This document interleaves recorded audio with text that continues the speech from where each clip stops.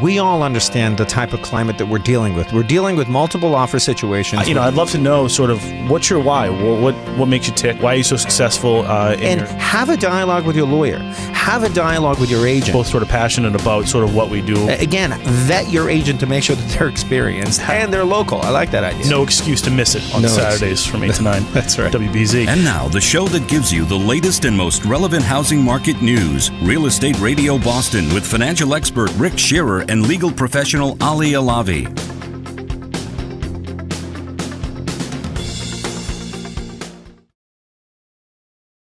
In scenarios whereby the percentage is lopsided, where one unit owner actually can pretty much do anything they want, right? Can they change rules and regulations? Can they somehow, overnight say, smoking is allowed or pets are not allowed and that kind of thing? And what is other unit owners that may be there or a potential new unit owner has as remedies? Well, those are two sort of conflicting propositions.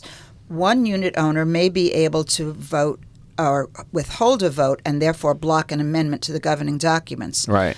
But the other two unit owners may be a majority on the board, and the board has powers separate and distinct from amending the documents. So one unit owner could block an amendment, but the two other unit owners could prevent the single unit owner from other activities by virtue of their regulation of the common area. So it's a balancing.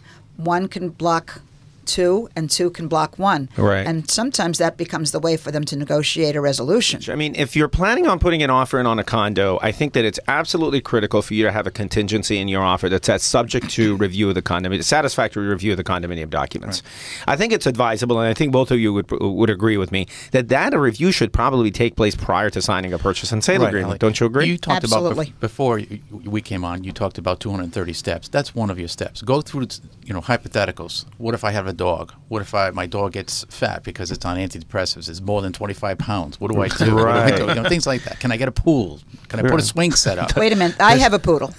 No, not a poodle. A pool. Oh, okay. Okay, a little nervous. People want to exercise their right to use their units as an Airbnb. What are some of the challenges that you think that boards are faced with and unit owners may be faced with if they're going to go down that road? Well, it's a huge problem right now, particularly in urban areas, Providence, in Rhode Island, Boston, and Massachusetts. I even read one thing about Philadelphia is thinking about it because of the Pope's visit, that they're concerned about what they're going to do with that. Right. So it's a problem that boards and managers are facing daily.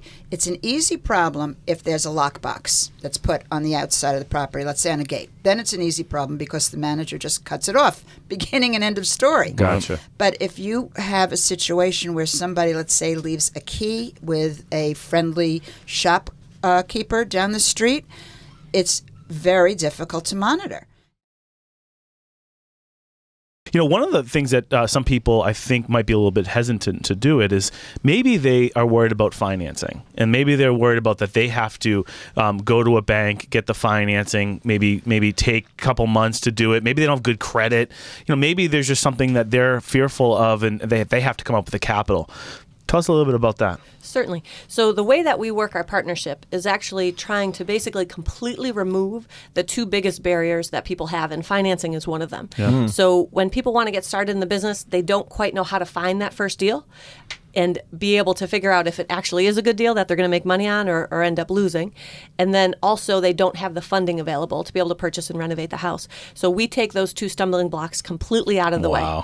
When they come into the program, we actually give awesome. them their first project that we've sourced and that we've funded 100%. So they're able to just jump in and learn how to project manage it and really find out if it's something that they love. Tell us a little bit about that. If someone who may not know anything about flipping or redevelopment projects or anything, what are some of the key things you think they should be mindful of as far as identifying a project but really having a strategic plan?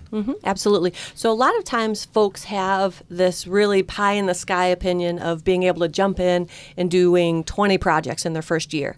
We like to be very realistic with folks and let them know that it takes a little bit of time to get established. So one of the first things we do with folks is create a strategic plan to get an idea of where they want to be 12 months from now. And then we help them establish that.